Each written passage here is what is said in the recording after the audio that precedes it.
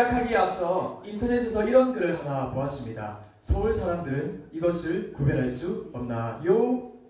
네, 여러분도 많이 보셨을 겁니다. 우리 다 함께 강한 사투리로 구별해 주시면 감사하겠습니다. 시작! 이의 이승, 이의 이승, 이의 이승, 이의 이승. 네, 감사합니다. 역시 부산 사람의 힘이 느껴지는 것 같습니다. 그런데 왜 제가 여러분께 이것을 읽어달라고 부탁을 드렸을까요? 바로 저의 발표 제목을 한 번만 더 읽어달라고 부탁드리기 위해서입니다. 부산대의 내일은 내일. 시작! 부산대의 내일은 내일. 네, 그렇습니다. 부산대학교의 내일은 나의 일, 즉 우리의 일이고 우리만이 할 수 있습니다. 그렇다면 우리 학교 학생들은 부산대, 지역, 국가, 나아가 전 세계의 내일을 이끌어가기에 충분한 인재들일까요? 아니면 그냥 부산이라는 작은 지방 국립대학생에 불과할까요? 안타깝게도 우리 학교 학생뿐만 아니라 이 땅에 있는 모든 청년들은 스펙과 좋은 직장을 위해서만 몰두하고 있는 것 같습니다. 저 또한 마찬가지고요. 제가 이 자리에서 우리 모두의 상황에 걸맞는 노래를 한 곡 틀어드리려고 합니다. 잘 들어주십시오.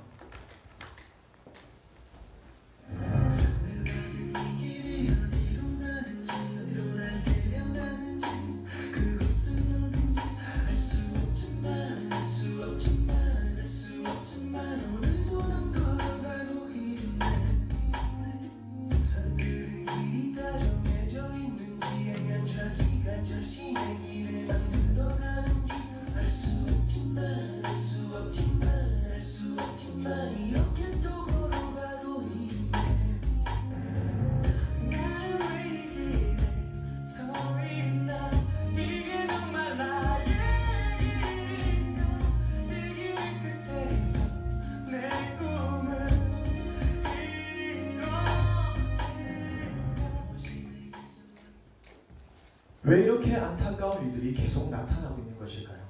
지금 우리가 걷고 있는 이 길, 그 끝이 어딘지도 모르고 내가 정말 원하는지도 모른 채 무작정 걷고 있는 이 길에서 방향을 돌리려면 무엇이 필요할까요?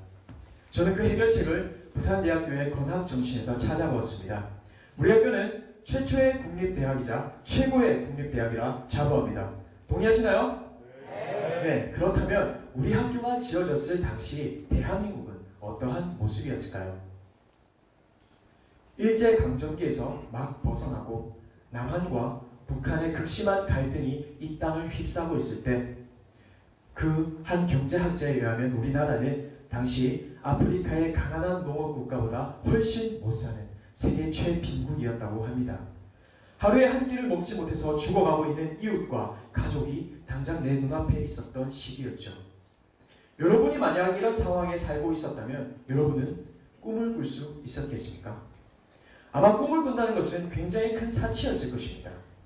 하지만 우리 학교를 만드신 윤인구 초대 총장님은 꿈을 꾸었습니다. 그것도 남들이 보기에 이루어지지 않을 것 같은 꿈을 꾸었습니다. 바로 이 그림 한 장을 가지고 말입니다. 이 그림은 윤인구 초대 총장님께서 우리 학교를 꿈꾸면서 그린 종 모양의 캠퍼스 맵입니다. 여기서 진정한 인재들을 양성하고 그 인재들을 통해서 쓰러진 국가를 다시 일으켜 세우고자 하셨죠. 하지만 사람들은 그를 비난했습니다. 먼저 그는 일본, 미국, 영국 등에서 세계 최고의 교육을 받은 엘리트였습니다. 꼭 우리나라가 아니더라도 어딜 가든 잘 먹고 잘 살 수 있는 인재였죠. 하지만 그는 가난에 허덕이고 있는 조국으로 돌아왔습니다. 조국에 왔다 하더라도 사립대학을 지었다면 그의 가족 그리고 자자손손 그 학교를 물려받아 평화로운 삶을 유지할 수 있었을 것입니다. 하지만 그는 자신이 피땀 흘려 모은 기금으로 학교를 세웠고 그 학교를 다시 국가에 돌려주었습니다. 그는 그저 자신의 노력과 열정, 사랑을 쏟아부을 수 있는 길을 걸어갔던 것입니다. 이런 그의 간절함은 당시 주한미군 사령관이었던 위트컴 장군을 감동시켜 그의 전폭적인 지원을 얻어냈고 또 우리 민족의 개인, 단체 할 것 없이 모든 이들에게 사랑과 응원을 받아서 최초의 민립대학이자 국립대학인 우리 학교를 세웠습니다. 그리고 바로 지금 이 시간 저와 여러분이 이 자리에 설 수 있게 된 것입니다. 그렇습니다. 우리는 과거 누군가의 간절한 꿈이었습니다. 그렇다면 그 꿈의 실현이 우리는 지금 어떻게 살아가고 있는지 부산대학교의 건학정신에 한번 비춰보았으면 좋겠습니다. 먼저 진리입니다. 여러분, 우리는 왜 공무원이 되려고 공기업, 대기업에 가려고 그렇게 발버둥을 치고 있을까요? 월급이 좀 세니까? 아니면 직원의 복리후생이 정말 좋아서? 공무원 철밥통이니까? 아니면 남들이 다 가니까? 여러분, 이것이 과연 우리가 찾는 진리일까요? 저도 사실 이 발표를 준비하기 전까지는 대학이라는 것이 저의 좋은 직장을 위한 하나의 간판이라는 것에 불과하다는 생각을 했습니다. 하지만 이 발표를 준비하고 또 윤인구 총장님의 삶을 되돌아보면서 제 생각은 바뀌었습니다. 바로 대학은 취업학교가 아니라는 것입니다.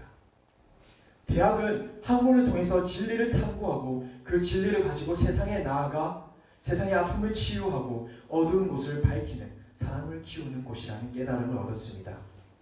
우리도 나 자신의 돈, 명예만을 생각하는 것이 아니라 내가 이 세상에서 어떻게 빛과 소금의 역할을 감당해야 할지 거기에도 가치를 두는 학생들이 되었으면 좋겠습니다. 그런데 이렇게 나만의 진리를 마음껏 추구하지 못하는 것이 우리 자신만의 잘못은 아닌 것 같습니다. 바로 개인의 자유를 충분히 존중해주지 못하는 사회의 책임도 있는 것이죠. 윤인구 초대총장님은 자유를 만사에 구애받지 않음이라고 정의를 내리셨습니다. 하지만 우리는 다른 사람들에게 너무 구애받고 있는 것입니다. 너의 목소리만 듣고 있는 것이죠.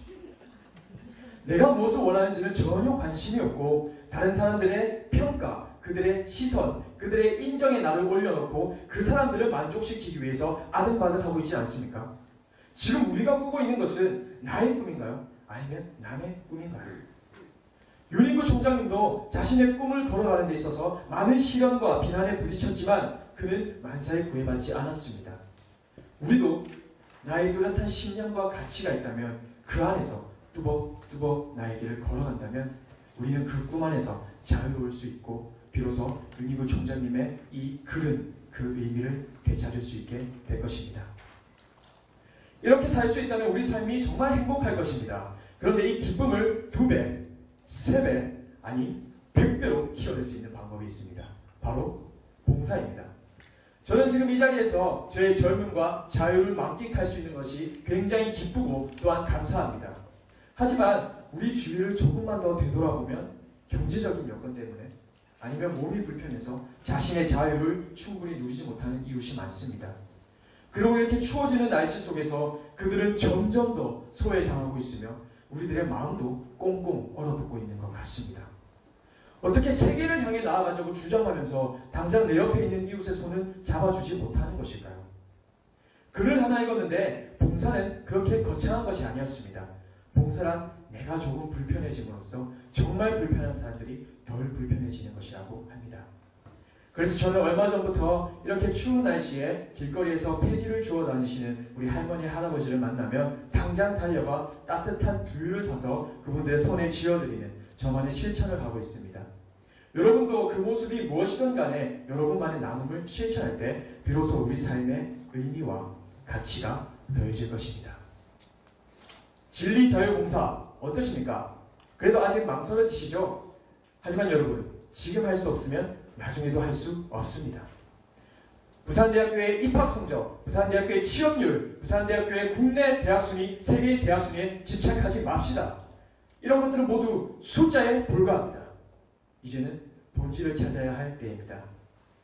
학생 하나하나가 자신만의 진리를 찾고 그 안에서 자유로우며 타인의 삶을 돌볼 줄 알 때 비로소 우리 학교는 최고의 대학이 될 것입니다. 네, 저의 발표는 여기까지고요. 마지막으로 저의 진심을 담아 여러분께 한 말씀 올리고 제 발표를 마치도록 하겠습니다. 네, 여러분은 과거 누군가의 간절한 꿈이었고 또 누군가의 꿈이 될 수 있는 그런 무한한 가능성을 가진 존재들입니다. 잊지 마십시오. 그대는 우리의 꿈입니다. 김희석이었습니다. 감사합니다.